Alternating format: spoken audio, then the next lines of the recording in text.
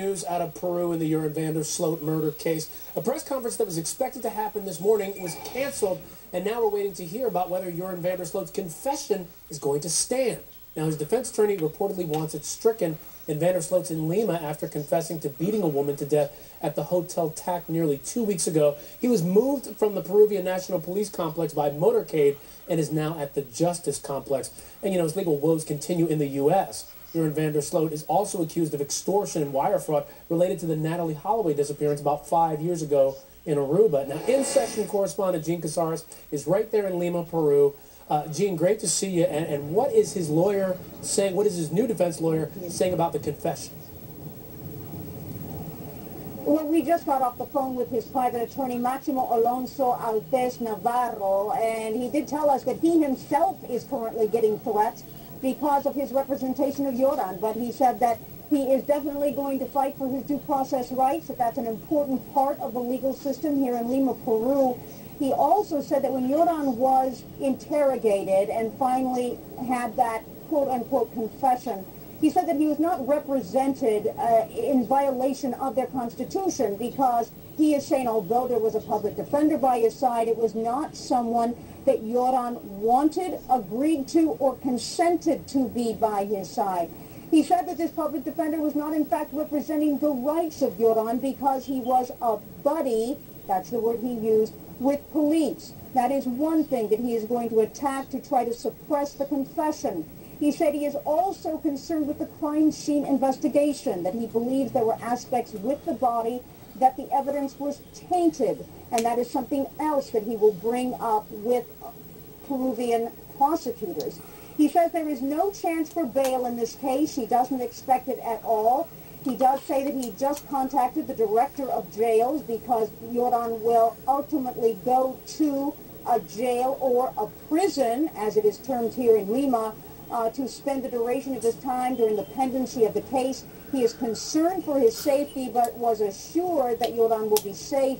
He will be put with low-level offenders at this maximum security prison, not the most violent felons, although they are there.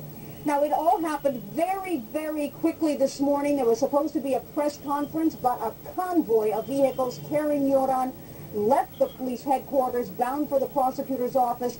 I was very close to it as it came. It was fast, it was quick. Joran seemed pensive. Now, could Sloot be charged without the confession if that confession is thrown out for some reason?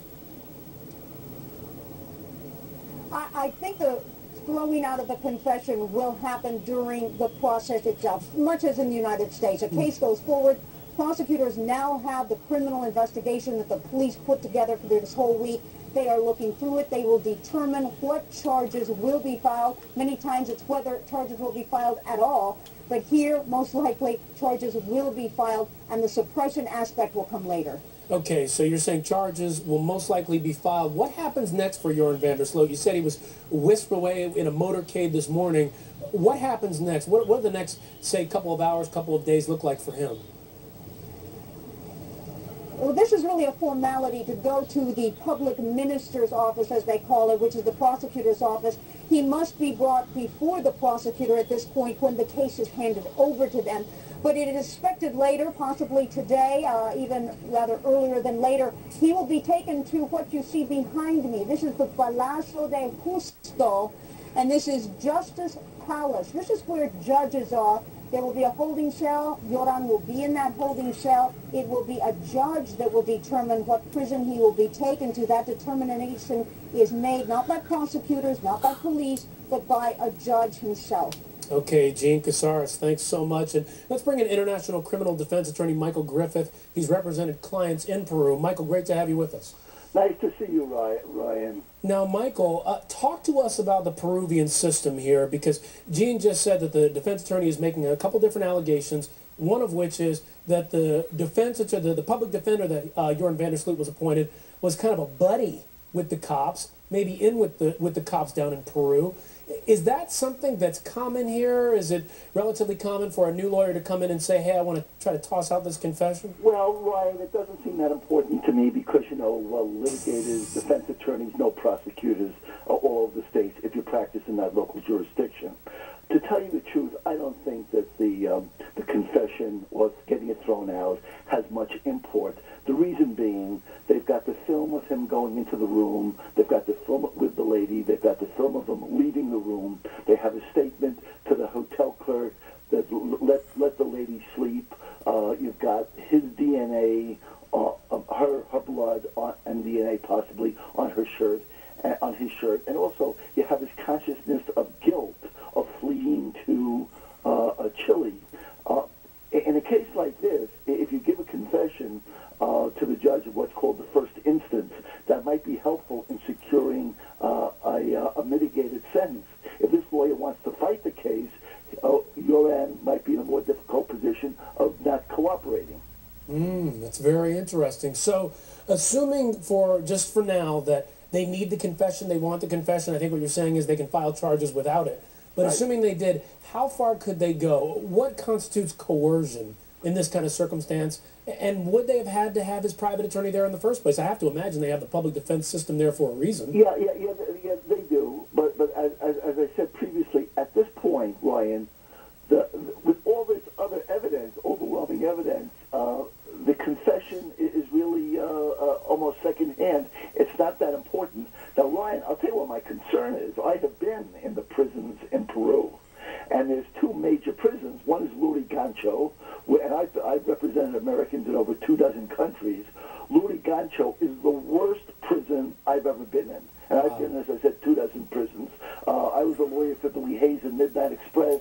And the Turkish prison, Salmajala, that Billy was in, was a Ritz-Carlton compared to Lurigancho. So what makes these prisons so bad? Well, Lurigancho has got 10,000 inmates for 3,000 spaces. You've got 600 prisoners in a dormitory with 12 showers that work once a week for 15 minutes. When I visited one of my clients, an inmate was stabbed in the visiting room next to me. You've got the Sendero Luminosa, otherwise known as the Shining Path guerrillas, who tried to overthrow the government, of which 124 died in one day in a revolt. There's another prison there in town called Miguel Castro, right, where there are 600 prisoners who presently have a lawsuit filed, including 135 women for abuse by the guards. So he could very well end up, Michael, he could very well end up in Castro. So I just have time for one more question here. Just what do you... second. Go ahead. Of Miguel Castro was killed the first day he was employed there. Oh, man. All right, so then what happens with Joran van der Sloot at this point? I mean, he is a prisoner. He might be carted off to a prison as these charges are filed, as Gene mentioned. If they're filed, he then goes to a jail or a prison. What do you do with someone like Joran van der Sloot to try to keep him safe? Or do you put him in the same position as every other prisoner in Peru? It's going to be almost impossible. They don't have solitary confinement like we do. He's going to be in with population. And the problem is these people have nothing, these prisoners. They're so poor that if a family member of this lady wanted to pay $20 to a guy to have him done, they'd be standing in line for $20 to do away with this guy. He's got a real problem. All right, Michael Griffith, always great to talk to you. Great to have you on with us. Thanks, Ryan. Take care, man. Okay, now stay with In Session as we cover this.